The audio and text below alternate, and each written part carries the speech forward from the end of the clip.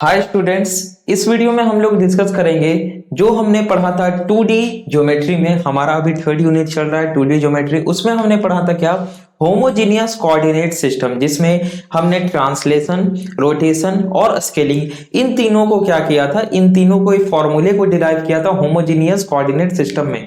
Homogeneous coordinate system क्या होता है, ये बेसिकली ये कहता है कि जब हम किसी पॉइंट पे किसी 2D ग्राफिक ऑब्जेक्ट या 3D ग्राफिक ऑब्जेक्ट पे, अभी हम 2D पढ़ रहे हैं, उस पे अगर हम एक से ज्यादा ट्रांसफॉर्मेशन परफॉर्म करते हैं तो हमें बार बार न्यू कोऑर्डिनेट पे करने की जरूरत नहीं है। हम एक कोऑर्डिनेट लेकर चल सकते हैं और उसी पे सारे ऑपरेशन को परफॉर्म कर सकते हैं। किस प्रकार से करते थे हम लोग, क्या करते थे, कोऑर्डिनेट में एक डमी कोऑर्डिनेट का यूज करते थे, दैट इज डब्ल्यू, और उसके वैल्यू को 1 करते थे। क्यों वैल्यू 1 करते थे, हम लोग लेक्चर में समझ चुके थे पिछले 2 लेक्चर पहले। आज हम लोग एक और न्यूमेरिकल को डिस्कस करेंगे। पीछे भी हमने एक न्यूमेरिकल को डिस्कस किया था जहां पे हमने ट्रांसलेशन और स्केलिंग के कॉन्सेप्ट का यूज किया था स्टूडेंट, होमोजेनियस कोऑर्डिनेट सिस्टम में। आज हम लोग यूज करेंगे रोटेशन का होमोजेनियस कोऑर्डिनेट सिस्टम में और ट्रांसलेशन का, दोनों का एक साथ। ठीक है, तो चलिए स्टार्ट करते हैं। क्वेश्चन कह रहा है find the transformation of the triangle A10 B01 C11। यानी क्या दिया हुआ है स्टूडेंट, यहाँ पे ट्राइंगल का आपको कोऑर्डिनेट दिया हुआ है। क्या दिया हुआ है, ट्राइंगल का आपको कोऑर्डिनेट दिया हुआ है। ये हो गया 0 1 2 3 4 5 6 एंड सो ऑन। ठीक है, ये हो गया 1 2 3, ये 4, ये 5, ये 6, ये 7 एंड सो ऑन। ठीक है, क्या दिया हुआ है, A10, यानी A जो आपका पॉइंट है स्टूडेंट, अगर मैं यहां पे बनाऊं तो क्या होगा 1 और 0, यानी आपका जो A पॉइंट है वो कुछ यहां पे है। A है आपका 1 और 0, B जो है आपका वो है 0 और 1, यानी कि जो B आपका है वो है X में 0 और Y में 1, यानी ये है आपका B 0 और 1। ठीक है, C है आपका 1 और 1, यानी कि इधर से भी 1 और इधर से भी 1, ये है आपका क्या, C है आपका 1 1। जब इन तीनों को हम क्लोज कर देंगे तो कुछ इस प्रकार से आपका क्या बनेगा स्टूडेंट, ट्रायंगल बनेगा। क्या आप लोग इस ट्रायंगल को देख सकते हैं, बिल्कुल देख सकते हैं। अब क्या कर रहा है, ये आपका ट्रायंगल है, इसे क्या करना है, ट्रांसफॉर्म करना है। कैसे, bye rotating 45 degree about the origin. इसे क्या करना है, ऑरिजिन के अबाउट 45 डिग्री रोटेट करना है। यानी कि ये जो सारे पॉइंट, ये जो सारा है, इसे क्या करना है, 45 डिग्री रोटेट करना है, तीनों वर्टेक्स जो है आपका। उसके बाद क्या करना है, and translation 1 unit in X and Y direction. उसके बाद आपको क्या करना है, ट्रांसलेशन भी परफॉर्म करना है। क्या करना है, ट्रांसलेशन परफॉर्म करना है। एक्स और वाई डायरेक्शन में कितना परफॉर्म करना है, एक एक यूनिट आपको एक्स डायरेक्शन में और एक यूनिट आपको वाई डायरेक्शन में परफॉर्म करना है। तो चलिए हम लोग बनाते हैं। सबसे पहले क्या करना है हम लोग को स्टूडेंट, बताइए। यहां पे देखिए रोटेशन परफॉर्म करना है, तो यहां पे हम लिखते हैं क्या, सबसे पहले रोटेशन परफॉर्म करना है R, उसके बाद क्या करना है, ट्रांसलेशन परफॉर्म करना है। अब हमने क्या किया था, देखिए जब हम आपको बता रहे थे क्या होमोजेनियस कोऑर्डिनेट सिस्टम, उसके पहले हमने क्या किया था कि हर एक जो ट्रांसफॉर्मेशन था, जो अभी तक हमने पढ़ा है, ट्रांसलेशन, रोटेशन और स्केलिंग, सबका एक जनरल मैट्रिक्स फॉर्म को हमने क्या किया था, उसे जनरल मैट्रिक्स फॉर्म में कन्वर्ट किया था। याद है जनरल मैट्रिक्स, जिसमें हमने कन्वर्ट किया था वो वाला वीडियो। उसके बाद हमने उसे क्या किया था, M2 को हटा करके कोऑर्डिनेट सिस्टम में लाया था, होमोजेनियस कोऑर्डिनेट में। तो यहां पे क्या होगा स्टूडेंट, हम लोग करेंगे R इंटू टी। R क्या होगा, हमारा रोटेशन होगा, और T क्या होगा, हमारा ट्रांसलेशन होगा। तो जो रोटेशन का हमारा होमोजीनियस कोऑर्डिनेट सिस्टम था, होमोजीनियस कोऑर्डिनेट था, वो क्या होगा बताइए। रोटेशन का अगर आपको याद हो, क्योंकि ये क्या हो रहा है, अबाउट द ओरिजिन हो रहा है, एंटी क्लॉकवाइज हो रहा है, तो यहां पे क्या हो जाएगा बताइए, क्या होता था, cos theta minus sine theta 0, है ना, साइन थीटा कॉस थीटा 0 0 0 0। ये हो गया आपका क्या, ये हो गया आपका रोटेशन। और ट्रांसलेशन का ट्रांसफॉर्मेशन मैट्रिक्स क्या होता है बताइए, ट्रांसलेशन का होता है, ट्रांसलेशन का क्या होता है बोलिए, 1 1 और 1। ये हो गया आपका Tx, ये हो गया आपका Ty, बाकी सारा हो गया 0। ये होता है ट्रांसलेशन का होमोजेनियस कोऑर्डिनेट सिस्टम। अब इस पे हम लोग क्या करेंगे स्टूडेंट, जस्ट फॉर्मूले को अप्लाई करेंगे। तो यहाँ पे जो हमारा थीटा है, यहाँ पे मैं लिख लेता हूं, जो हमारा थीटा है स्टूडेंट वो क्या है, यहाँ पे थीटा इक्वल्स है 45 डिग्री। ओके, अब x और y में जो ट्रांसलेशन परफॉर्म हो रहा है, x में क्या हो रहा है 1 यूनिट और y में भी क्या हो रहा है 1 यूनिट, यानी कि tx इक्वल्स ty इक्वल्स क्या है आपका 1 है। यानी कि आपका ट्रांसलेशन इन x यानी कि movement in x direction, movement in y direction 1।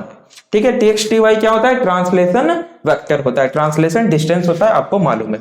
बढ़िया, तो चलिए अब हम लोग इसे क्या करते हैं, सॉल्व करते हैं। तो देखिए यहाँ पे क्या होगा, अगर मैं कुछ ऐसा लिखूं cos थीटा यानी कि कितना है 45 है, तो सीधा मैं वैल्यू लिखते जाता हूं, cos 45 क्या होगा 1/√2, साइन 45 क्या हो जाएगा 1/√2, तो हो जाएगा -1/√2 क्योंकि माइनस है, ये हो गया 0।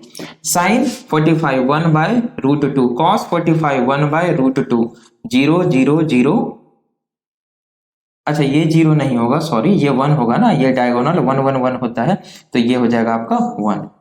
बढ़िया, नाउ इसको हम लोग क्या करेंगे, मल्टीप्लाई करेंगे। ठीक है, अब यहाँ पे क्या है 1 1, ये जो है वो लिख देंगे 1 0 0 0 1 0, और tx ty का वैल्यू क्या हो जाएगा आपका 1 1, और ये भी होगा आपका 1 क्योंकि डायगोनल क्या होता है आपका 1 होता है। ठीक है, चलिए अब इसे आपको क्या करना है, जल्दी से मैट्रिक्स मल्टीप्लिकेशन को परफॉर्म कर देना है। तो जब हम मैट्रिक्स मल्टीप्लिकेशन करते हैं तो आपको पता होना चाहिए मैट्रिक्स का कॉन्सेप्ट, हमने पीछे भी बताया था। ये क्या होगा, फर्स्ट रो आपका कॉलम से, फर्स्ट कॉलम से, फिर सेकंड कॉलम से, फिर थर्ड कॉलम से। तो चलिए 1/√2 into 1 that is 1/√2 plus 1/√2 into 0 plus 0 0 into 1 that is 0। तो ये क्या आ गया आपका 1/√2, मैं यहाँ पे आंसर ही लिखता जाऊंगा, टेस्टर यहाँ है, तो यहाँ पे आ गया आपका क्या स्टूडेंट 1/√2। ठीक है, नेक्स्ट है आपका क्या, अगेन इसको यानी कि फर्स्ट रो को मैं सेकंड कॉलम के साथ, तो 1√2 into 0 that is 0 plus 1√2 into 1 that is 1√2 plus 0 into 1 that is 0। तो ये भी आपका क्या आया स्टूडेंट, ये आया आपका 1√2। ठीक है, नेक्स्ट जो आपका थर्ड है यानी इसको इसके साथ, तो ये 1√2 इंटू 0 0 हो जाएगा, 1√2 इंटू 0 0 हो जाएगा, और 0 इंटू 1 ये 0 हो जाएगा। अब हम बात करते हैं सेकेंड रो की फर्स्ट कॉलम के साथ, तो -1√2 इंटू 1 ये क्या हो जाएगा -1/√2 प्लस 1/√2 इंटू 0 0, उसका 0 इंटू 1 0, तो ये हो गया आपका -1/√2। नेक्स्ट अब इसको करेंगे हम लोग किसके साथ, सेकेंड कॉलम के साथ, तो -1/√2 इंटू 0, तो ये क्या हो गया स्टूडेंट 0, 1/√2 इंटू 1, तो ये हो गया 1/√2 प्लस 0 इंटू 1 डेट इज 0, तो ये हो गया 1/√2 आपका। नेक्स्ट है आपका क्या, इसको अब हम लोग करेंगे थर्ड के साथ, तो -1/√2 into 0 0, 1/√2 into 0 0, 0 into 1 that is ये आपका कंप्लीटली 0 हो गया। नेक्स्ट है अब 0, तो 0 के साथ हम इसको मल्टीप्लाई करेंगे 0, देन 0 के साथ इसको मल्टीप्लाई करेंगे 0, 1 के साथ 1 होगा तो ये 1 आ जाएगा।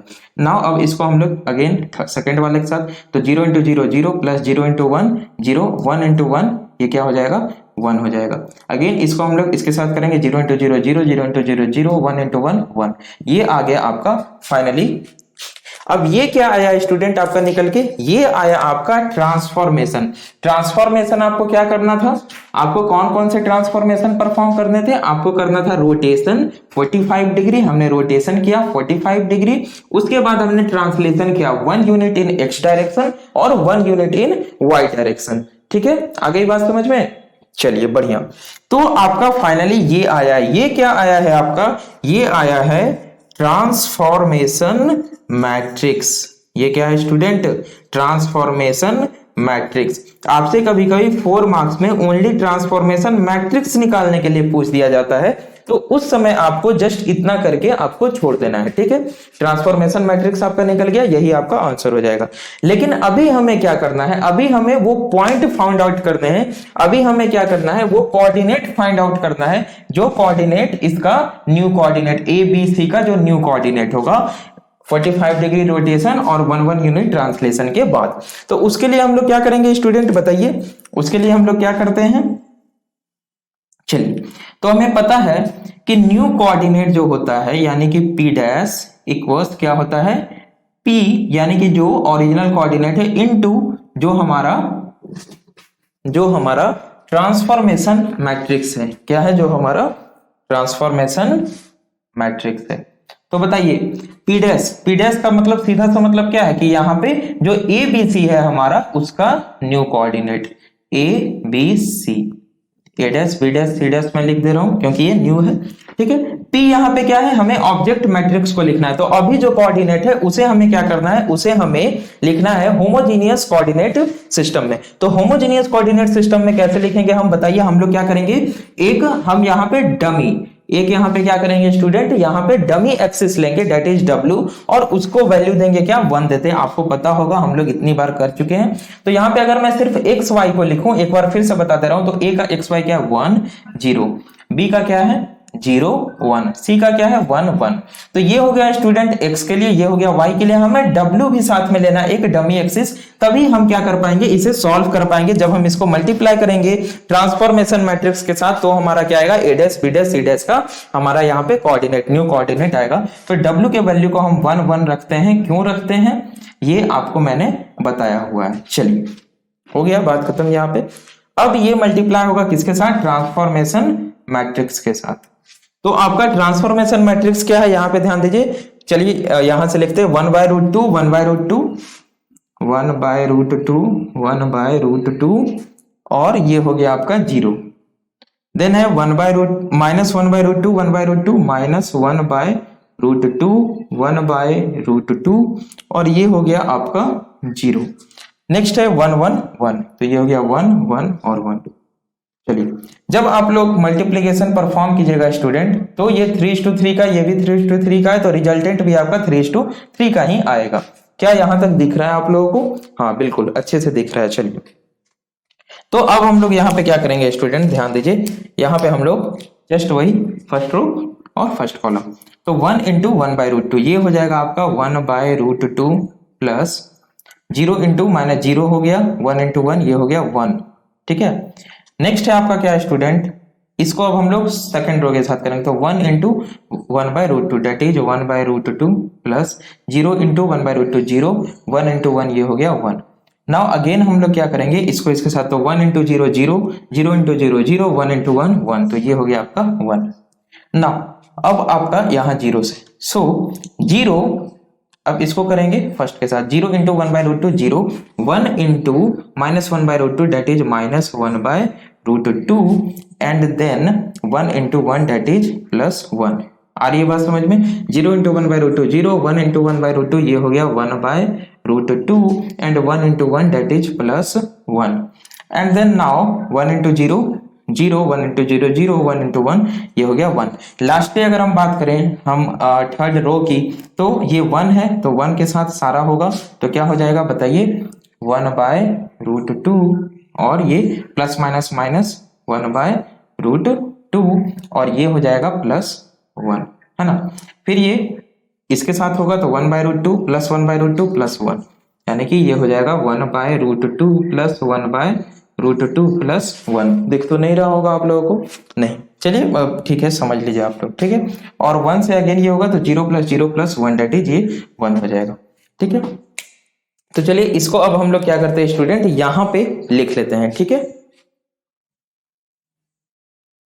तो स्टूडेंट हमने इसे रिमूव कर दिया है और अब इसको हम लोग यहाँ पे लिख लेते हैं। तो यहाँ पे ये फाइनली आया क्या है, P डैश की वैल्यू, यानी ये आया है आपका A डैश B डैश और C डैश, है ना, इक्वल्स अगर मैं यहाँ पे लिखूं तो 1/√2 + 1, तो ये क्या हो जाएगा बताइए, √2 नीचे में हो गया, ये हो गया 1 + √2।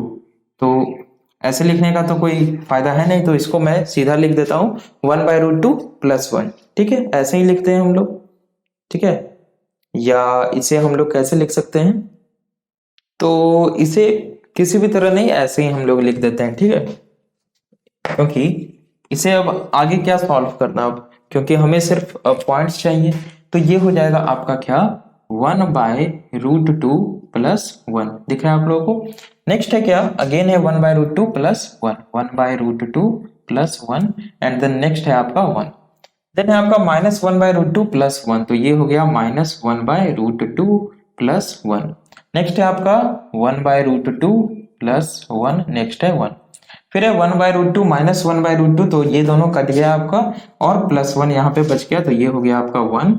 नेक्स्ट है आपका 1/√2 + 1/√2 +1, तो हो गया 2/√2 +1। तो इसे अगर मैं कटा दूं तो ये √2 हो जाएगा, तो इसे टोटली लिख सकते हैं √2 + 1। ठीक है, ये आपका हो गया √2 + 1 और यहाँ पे आपका आ गया 1। ठीक है, ये हो गया। तो बताइए स्टूडेंट, ये फाइनली हमारा क्या आया है, कोऑर्डिनेट आया है जो न्यू कोऑर्डिनेट होगा। तो ये किसका कोऑर्डिनेट है, ये तो ए का है, ये बी का है, ये सी का है। तो ए का कितना एक्सिस है, ये हो गया एक्स एक्सिस, ये हो गया वाई एक्सिस और ये हो गया डमी एक्सिस 1 1 1।